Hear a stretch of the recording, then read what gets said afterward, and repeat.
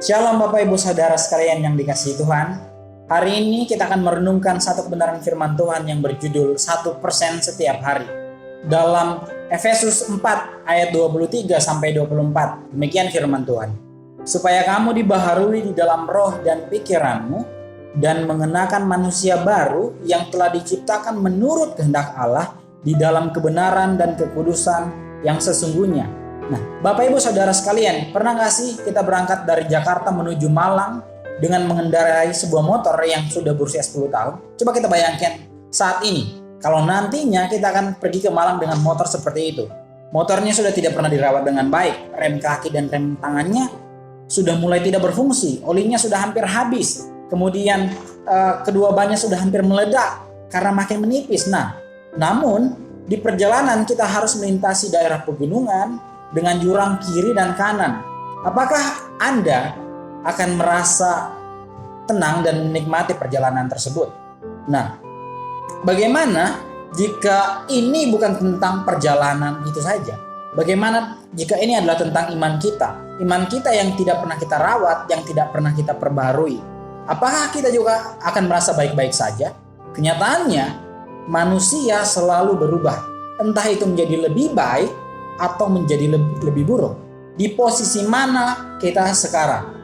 Dalam teks ini yang sudah saya bacakan tadi, Rasul Paulus memberikan kita sebuah pelajaran penting bahwa iman kita harus mengalami pembaharuan dalam Kristus.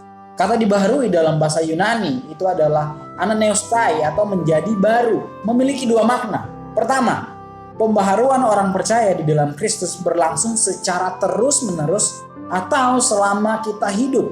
Itu berarti setiap hari kita harus mengalami pembaharuan, setidaknya 1% setiap hari. Kedua, manusia tidak mampu untuk memperbarui dirinya sendiri kecuali memberi dirinya kepada Kristus.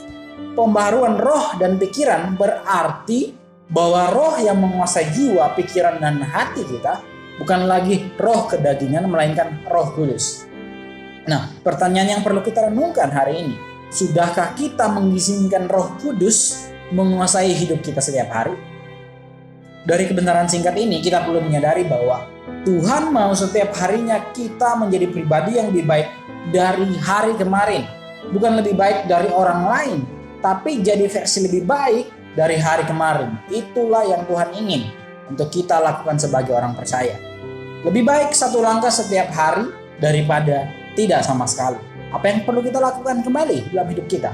Izinkanlah Roh Kudus menuntun kita untuk menjadi pribadi yang setiap hari semakin serupa dengan Kristus. Amin. Kebenaran firman Tuhan, mari kita berdoa. Ya Tuhan, tolonglah kami untuk menjadi baru setiap hari melalui tuntunan Roh Kudus-Mu. Dalam nama Tuhan Yesus kami berdoa. Amin. Tuhan Yesus memberkati.